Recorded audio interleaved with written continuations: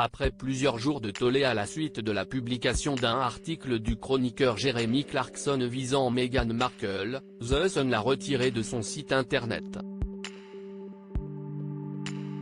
Le tabloïd a également présenté des excuses. Je la hais.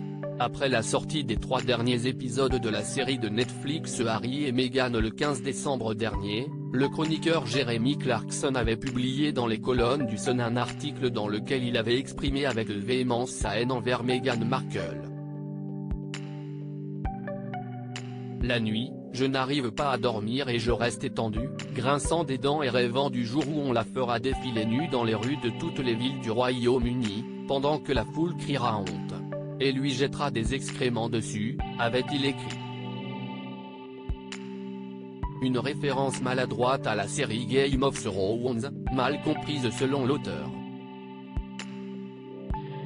En effet, dans une scène marquante de Game of Thrones, Cersei Lannister subit une marche de la honte. L'ancienne reine y est contrainte de défiler nue dans les rues pendant que les gens lui jettent des ordures. The Sun regrette la publication de cet article. Cela a été mal pris par de nombreuses personnes.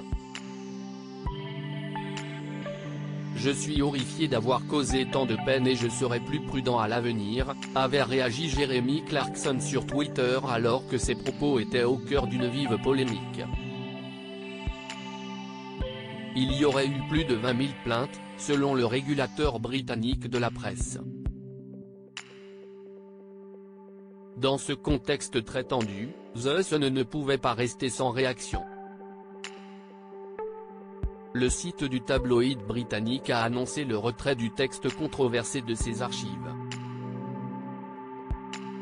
Les opinions des chroniqueurs leur appartiennent, mais en tant qu'éditeur, nous comprenons qu'avec la libre expression vient la responsabilité, a posté le journal ce vendredi 23 décembre. Avant de clarifier ainsi sa position, nous, au Sun, regrettons la publication de cet article et sommes sincèrement désolés. Le lourd passé de Jeremy Clarkson. Jeremy Clarkson n'est pas à sa première polémique.